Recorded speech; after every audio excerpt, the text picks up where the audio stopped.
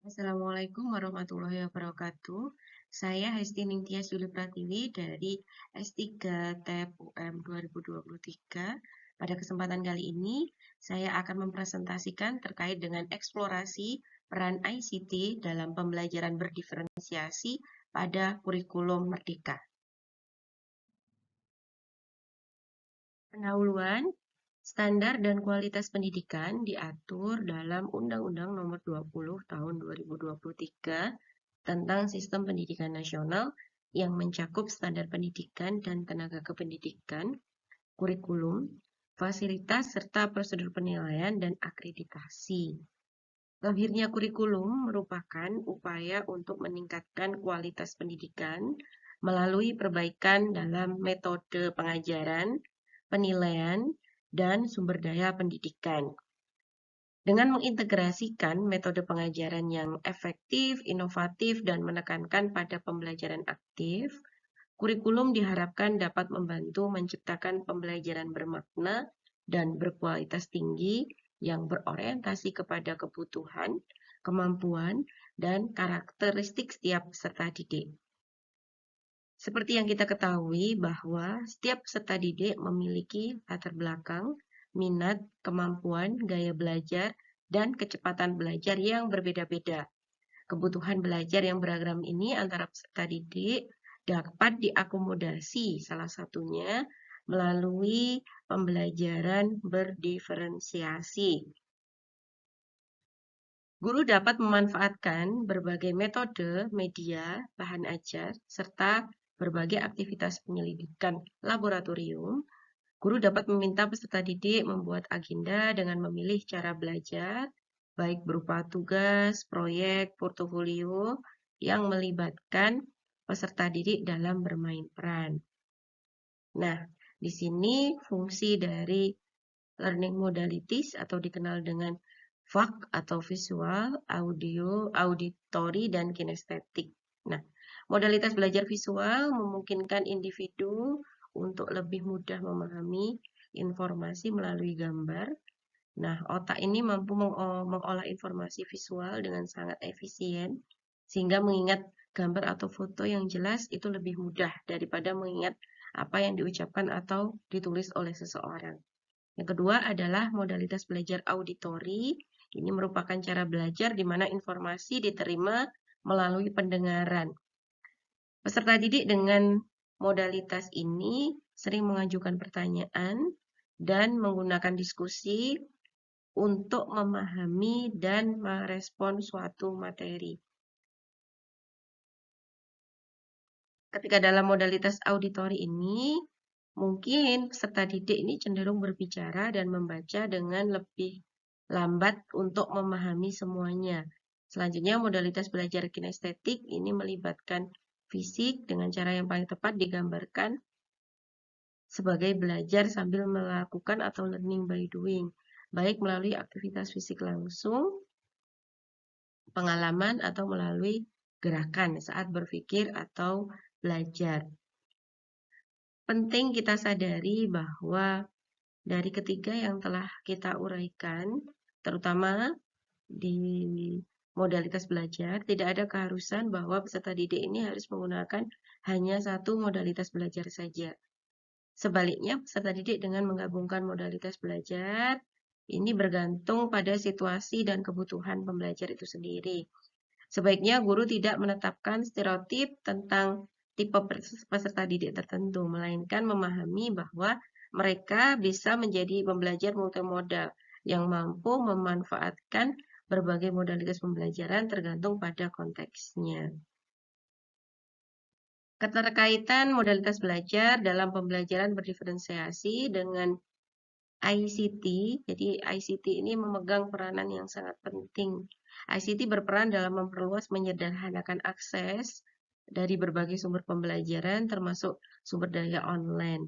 Nah, ini memberikan fleksibilitas kepada guru untuk menyesuaikan materi sesuai dengan kebutuhan masing-masing peserta didik. Dengan memanfaatkan ICT ini, peserta didik dapat belajar secara mandiri, efektif, mereka dapat mengakses materi secara daring maupun luring menyelesaikan tugas secara independen, kemudian belajar sesuai dengan gaya belajar mereka sendiri. Untuk peserta didik yang cepat dalam memahami sebuah materi, ini mereka merasa tidak terhambat. Pada saat yang sama, memberikan peluang kepada peserta didik yang membutuhkan lebih banyak waktu untuk menguasai materi. Banyak platform pembelajaran digital yang memiliki kemampuan untuk menyesuaikan konten dan tingkat kesulitan berdasarkan perkembangan individual peserta didik. Melalui ICT juga, guru dapat melacak kemajuan peserta didik dengan lebih efisien. Ini memungkinkan guru untuk memberikan feedback yang lebih tepat waktu dan lebih cepat untuk mengidentifikasi area mana peserta didik yang mungkin memerlukan dukungan tambahan. ICT juga memungkinkan pembuatan penilaian sesuai dengan tingkat kemampuan peserta didik. Guru dapat menggunakan berbagai alat penilaian online untuk mengukur kemampuan peserta didik dengan cara yang lebih sesuai dengan kemampuan mereka. Metode dalam penelitian ini adalah deskriptif kualitatif dengan langkah-langkah yang pertama ada pengumpulan data, kemudian reduksi data, yang ketiga ada penyajian data, yang terakhir adalah penarikan kesimpulan. Subjek dalam penelitian ini adalah 23 mahasiswa PPG Prajabatan Angkatan 2022 yang sudah menempuh PPL 1 dan 2. Teknik pengumpulan data, ada wawancara, angket, video, portofolio, dan dokumentasi. Lokasi dan waktu penelitian. Penelitian ini dilaksanakan di 5 sekolah menengah atas negeri di Jawa Timur. Fokus penelitian yaitu adalah untuk mengeksplorasi peran ICT dalam pembelajaran diferensiasi pada kurikulum merdeka. Hasil dari penelitian ini adalah yang pertama terkait dengan penerapan pembelajaran berdiferensiasi. Berdasarkan hasil angket, prosentase tertinggi ditempati oleh diferensiasi proses sebesar 89,5%. Kemudian diikuti diferensiasi produk sebesar 78,9%. Kemudian terakhir adalah diferensiasi konten sebesar 57,9%. Diferensiasi proses memiliki prosentase tinggi dikarenakan dalam persiapan dan pelaksanaannya tidak memerlukan waktu yang lama. Diferensiasi proses merujuk pada proses belajar peserta didik, seperti memberikan soal-soal fisika dengan tingkat kesulitan yang bervariasi sesuai dengan tingkat kemampuan peserta didik. Memberikan materi tambahan dari artikel ilmiah, video, atau buku untuk mendalami sebuah topik. Diferensiasi produk menempati urutan kedua. Diferensiasi produk ini dalam pembelajaran fisika melibatkan pilihan, memberikan pilihan kepada peserta didik untuk menunjukkan pemahaman mereka tentang konsep fisika sesuai dengan modalitas belajar mereka. Untuk audio menghasilkan produk podcast, visual menghasilkan produk poster, sedangkan kinestetik menghasilkan prototipe. Urutan terakhir adalah diferensiasi konten. Konsep ini membutuhkan waktu yang lama untuk penyusunan bahan ajarnya, karena bahan ajar yang dibuat harus sesuai dengan modalitas belajar peserta didik. Untuk selanjutnya, terkait dengan modalitas belajar, berdasarkan hasil angket yang disebarkan pada responden diperoleh hasil bahwa modalitas belajar kombinasi atau campuran antara audio visual ini yang mendominasi. Hal ini menunjukkan bahwa kombinasi gaya belajar audiovisual yang melibatkan pengguna indera pendengaran dan penglihatan untuk memahami dan memproses informasi banyak disukai oleh peserta didik. Karena metodenya sering terbukti efektif dalam membantu mereka memahami dan mengingat materi. Penggunaan dua indera dominan yaitu penglihatan dan pendengaran memanfaatkan kekuatan alamiah yang dimiliki oleh sebagian besar individu. Kombinasi elemen visual seperti gambar, grafik, dan video dengan elemen audio seperti suara dan percakapan memungkinkan peserta didik untuk menghubungkan konsep-konsep yang diajarkan dengan representasi visual, sehingga membantu mereka memahami keterkaitan antar ide-ide tersebut. Materi yang disajikan dalam bentuk visual seperti gambar atau video seringkali lebih menarik dan mudah dipahami oleh peserta didik daripada hanya teks tertulis saja. Hal ini dapat meningkatkan minat peserta didik dan tingkat keterlibatan mereka dalam proses pembelajaran. Kombinasi audio visual juga terbukti membantu peserta didik untuk mengingat informasi dengan lebih baik, karena penggunaan dua indera, yaitu pendengaran dan penglihatan, dapat memperkuat jejak memori. Kemajuan teknologi telah mempermudah akses dan penggunaan sumber daya pembelajaran audiovisual. Banyak sumber daya pembelajaran daring seperti video pembelajaran, simulasi interaktif, dan presentasi multimedia menyediakan beragam metode yang menggabungkan gaya belajar audio dan video. Selanjutnya, terkait dengan peran ICT dalam pembelajaran fisika, ICT sangat membantu guru fisika untuk mengoptimalkan pembelajaran berdiferensiasi baik secara konten, proses, maupun produk. 90% responden menyatakan bahwa setelah dibelajarkan dengan pembelajaran berdiferensiasi berbasis ICT, terdapat peningkatan motivasi, keaktifan, minat, hasil belajar, kemampuan kolaborasi, komunikasi, dan keterampilan berpikir kritis peserta didik. Hasil ini sejalan dengan penelitian yang menyatakan bahwa ICT yang dianalisis menunjukkan bahwa ada korelasi positif antara penggunaan ICT dalam pembelajaran dan hasil belajar peserta didik. Hubungan ini terkait dengan penggunaan ICT dan minat peserta didik terhadap teknologi. Selain itu, penelitian juga mencatat bahwa pemanfaatan aplikasi ICT yang beragam juga dapat meningkatkan prestasi akademik dan computational thinking. Berdasarkan hasil angket dari para responden, ditemukan beberapa aplikasi yang digunakan guru untuk membuat bahan ajar terkait dengan konten, proses, dan produk. Yang pertama adalah aplikasi Canva. Canva dapat digunakan untuk membuat bahan ajar seperti e-modul atau e-book, PowerPoint, dan video pembelajaran. Yang kedua adalah LMS atau website, gitu ya. Jadi LMS ini mengakomodasi pembelajaran e-learning untuk mengelola konten mata pelajaran dan kegiatan pembelajaran yang disesuaikan dengan persyaratan kebutuhan peserta didik.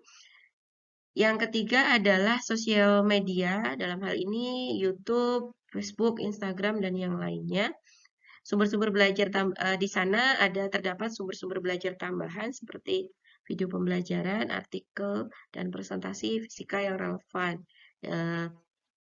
Bahan ajar ini atau media ajar ini dapat diposting dan dibagikan melalui platform media sosial. Kemudian untuk konten proses, yang pertama ada Assembler Edu. Assembler Edu ini merupakan salah satu aplikasi dalam hal 3D atau 4D yang mendorong peserta didik untuk belajar dan memahami materi pembelajaran dengan cara berkreasi dengan membuat konten IR atau secara mandiri. Melalui platform ini, peserta didik dapat merasakan pengalaman pembelajaran yang interaktif untuk menciptakan proyek kreatif menggunakan augmented dan virtual reality. Selanjutnya adalah PET Simulation. PET Simulation ini memfasilitasi peserta didik dalam mengamati dan berinteraksi dengan konsep-konsep fisika secara visual. Saat menjalankan simulasi, peserta didik dapat memperhatikan bagaimana fenomena fisika termanifestasi dalam situasi-situasi kehidupan nyata seperti pergerakan benda, prinsip bekalan energi, atau karakteristik sirkuit listrik. Yang selanjutnya adalah tracker.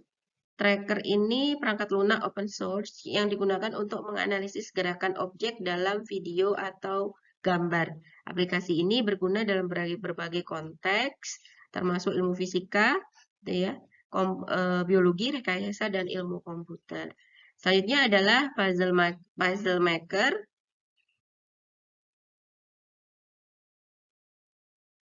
Guru dapat menggunakan puzzle maker untuk membuat teka-teki kata yang berisi istilah dan konsep fisika.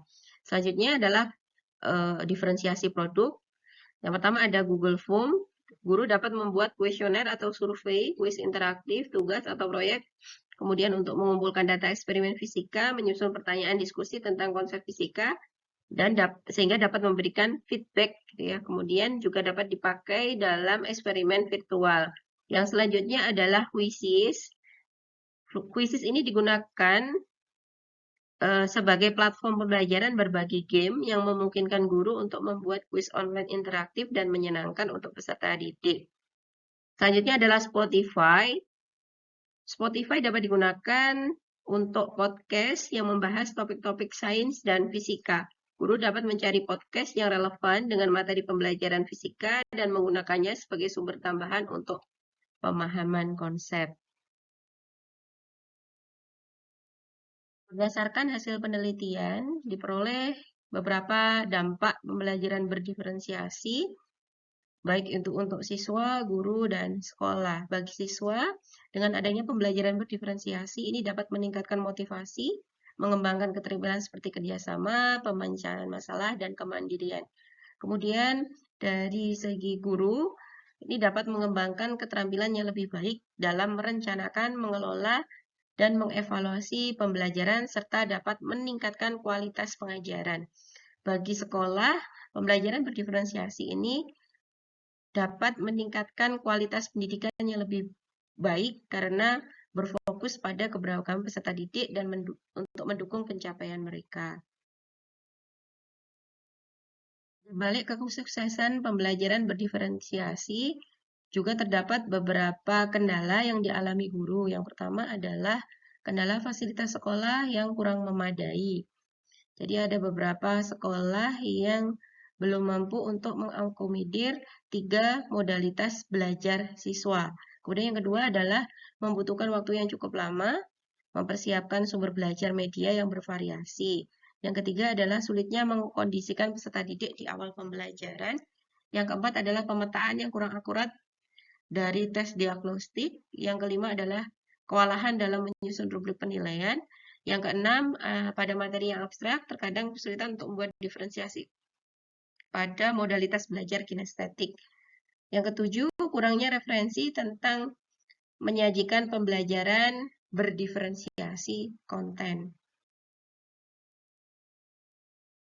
Berdasarkan data hasil penelitian, dapat disimpulkan bahwa hasil penelitian menunjukkan bahwa ICT mempunyai peran besar dalam keberhasilan pembelajaran berdiferensiasi. Yang kedua, ketersediaan berbagai media pembelajaran berbasis ICT efektif menarik minat peserta didik dalam proses pembelajaran sesuai dengan modalitas belajar peserta didik yaitu visual, audio, kinestetik, dan kombinasi. Sekian yang dapat saya sampaikan. Terima kasih.